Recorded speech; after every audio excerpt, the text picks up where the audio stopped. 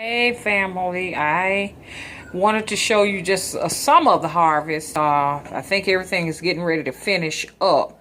I did not do as well as I did at my old residence. What do I contribute it to? Let's see. I contributed to the fact that I am in a new environment. So we have new challenges here. They don't get much rainfall here. Rarely does it rain. It rains on the outskirts of the city, but not more in the inner portion of the city. Now I'm in a rural area, so I'm not in the inner city.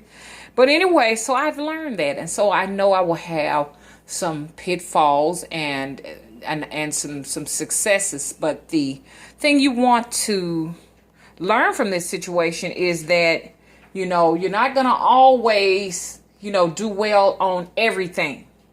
There's going to be some things that you won't be able to,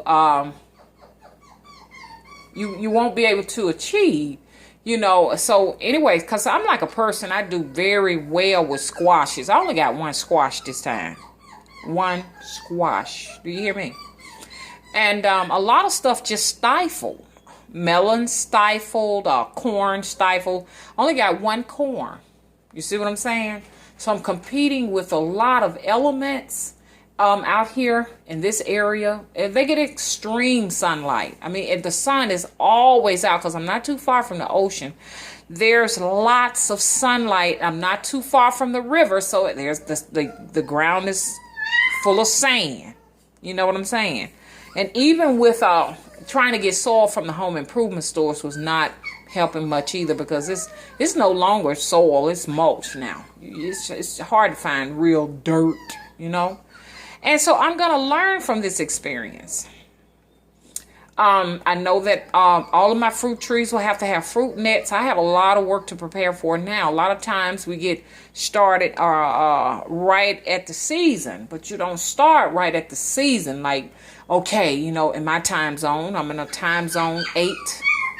No, I'm not going to start when the time zone says start. Okay. Which they said we start in March. I'm gonna prepare now for next time.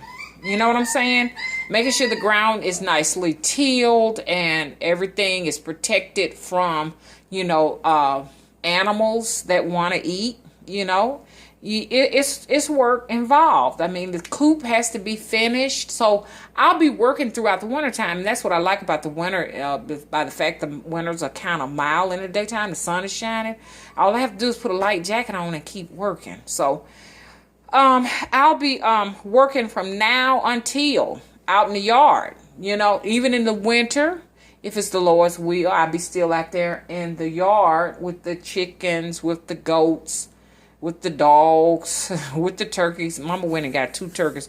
So my children said, Mama, don't you bring out one more animal in that house, or we're going to call the people on you. So anyways, so y'all hear my puppy in the background. My puppy is whining because he wants to be in his mommy's arms, okay? He's got this thing where we're not going to spoil him. I'm going to put him down, and he's going to stay down there in that cage. And I got him a big, large-sized cage to be in, because he's got to learn how to poop on his puppy pad. Somebody was asking about that, said that they felt so sorry for him. Yeah, but that's how it is. When you have puppies, they're going to cry. He's new to us. I've only had him for about 3 days, and he came from Mississippi. He came from Mississippi. I drove 5 hours to Mississippi to pick this boy up. I have a fond love for Jack Russells and rat terriers. I just fell in love with my first rat terrier, and I just don't see myself with any other dog. But I do have a Boston Terrier Chihuahua mixed, and he's a bad boy. He think he bad, okay?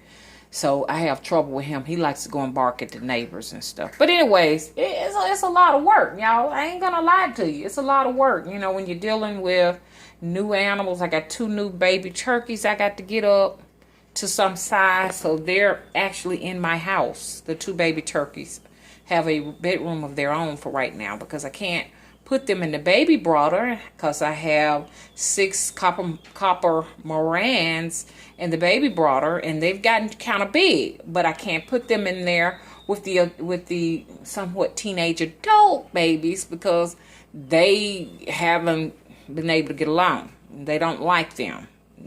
So one of them pecked. So I said, okay, well, I can't. One pecked on one eye. So let me put him back in the baby broader. We'll keep him there. So far, I don't see any roosters. I may have one rooster in there. I'm not sure. It looks like I got all hens again, but we won't know for some time. Okay, boo-boo. Okay, I hear you. I hear you. They hear you too. Oh, well, I tell you what, you're going to get a chance to meet him. I'm going to introduce them to you. His name is Sparky, y'all. But anyways, so I just wanted to show you some of the things I've gathered. Like I said, I've been gathering. It's just late, very late that I've gathered. I usually gather right around 4th of July. 4th of July, there was 1 corn and 1 squash. And I ain't going to even lie. I think that's about it. 1 or 2 strawberries, which is weird. But now the herbs did excellent. The lavender did well. And the, what's that sugar called? There's a sugar leaf plant that's very sweet. People put them in their teas and they'll sweeten, they'll sweeten your teas up. Spirulina or something like that. It starts with an S.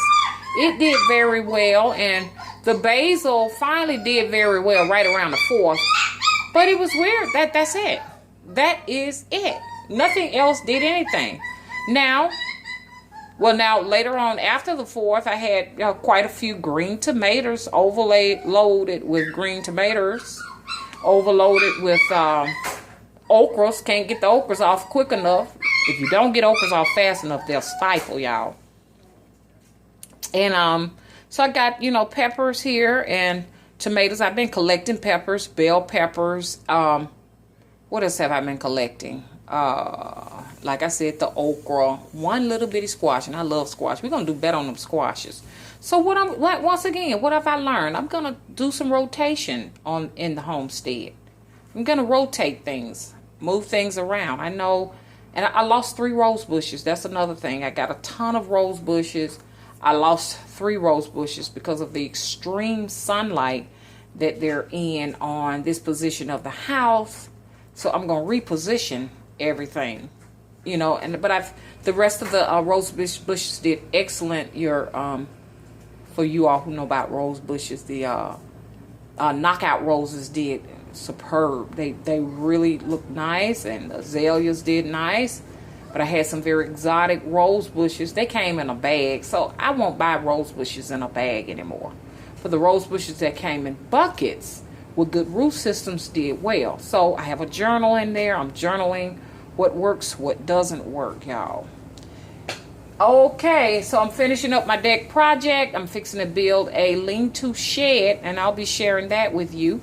And I only have 5 chickens old enough to lay eggs, and they put these out in 1 day.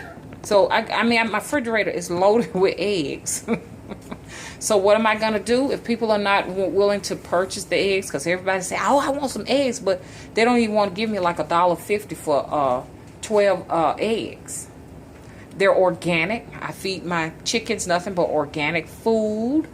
And so you would get 12 eggs for $1.50. You don't want to pay that? And eggs are $3 where they are. $3 for 12 eggs, $2.79.